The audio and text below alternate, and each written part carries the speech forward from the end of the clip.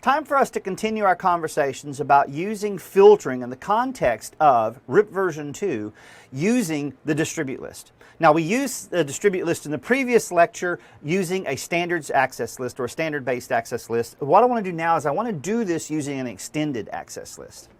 Now, when I deploy filtration using an extended access list, I have two values in the format of an extended ACL. One is for the source, one is going to be for the destination. So I can filter on both source and destination simultaneously. Now, also what I want to do is inside the context of using this for the purposes of a distribute list in RIP, what happens is I can specify a value for the source, which is going to define the gateway. Now, Terry, what do you mean by a gateway? Well, I'm talking about the device that I'm going to be learning a prefix from. So I can use the value in the source to match specifically against a given device that I'm learning my information via. So for instance, I can focus on the router ID of the device that I'm going to be learning a prefix from. The other part of this extends to the destination, which allows me to match the network. So I can be selective. I can say I want to match all, I don't care where it comes from, but I want to match this specific network, or I can say I want to match a specific network coming from a specific gateway. Now, the way that we're going to implement this is what I have in our topology right now. We have the two loopbacks. We have 11.11.1.0/24 and we have 11.11.0.0/24. Now, what I want to do is I want to come up with a scenario where I want to use R2 to reach 11.11.0.0, and I want to use R3 to reach 11.11.1.0. Now, when I look at this, it's important for me to understand that these devices correspond to these routers, R2 and R3, correspond to specific router IDs. So what we're going to have to find is we're going to have to find the actual ID that's advertising the prefixes to us. And how do we do that? Well, what we'll do is on this device right here, all I'm going to do is type show IP route 11.11.0.0, and it's going to give me that information. This is the identity here. So when it comes to this configuration, R2's config is going to be 10.1.222.2. R3 is going to be 10.1.223.2. 223.3 and 222.2. So I'm going to want to match these exactly using my extended ACL. Well, how do I do that? Well, it's simple enough. We just simply go to the device where we want to do our configuration, and we're going to specify an access list. Now, the access list that I'm going to specify is going to be an extended access list. Now, what I'm going to do is I'm going to deny the prefix or the information coming from the source that I do not want to favor. So right now what I'm going to do is I'm going to say, since I want to use R3 and R3 only to receive information for 11.11.1.0, what I'm going to say is I want to deny that prefix from that particular gateway. So in other words, what's happening here is that on my connection to 10.1.222.2,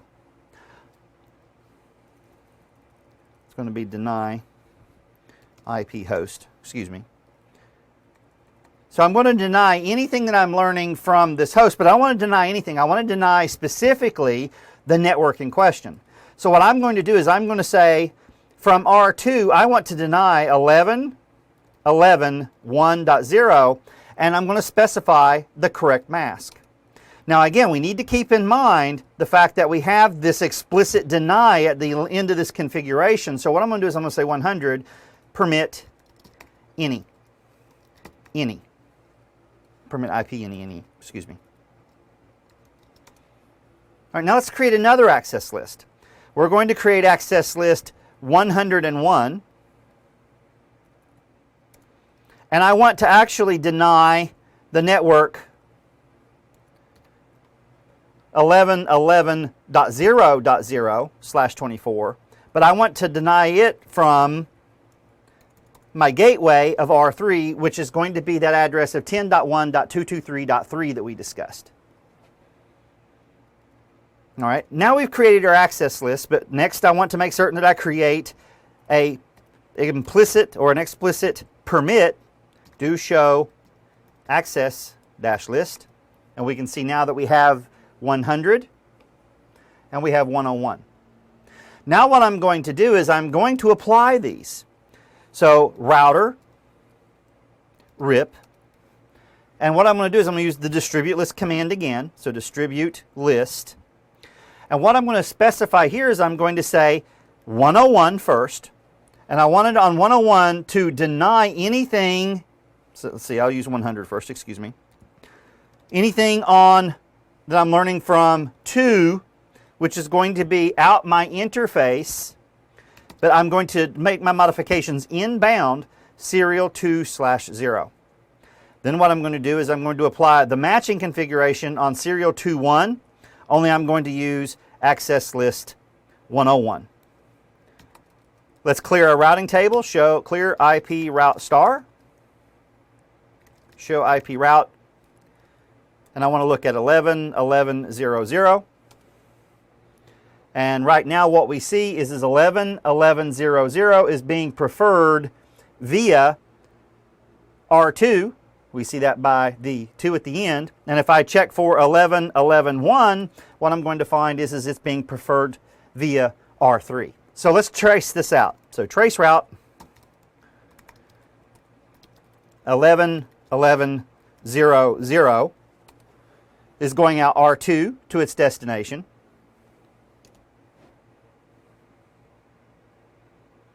Interesting.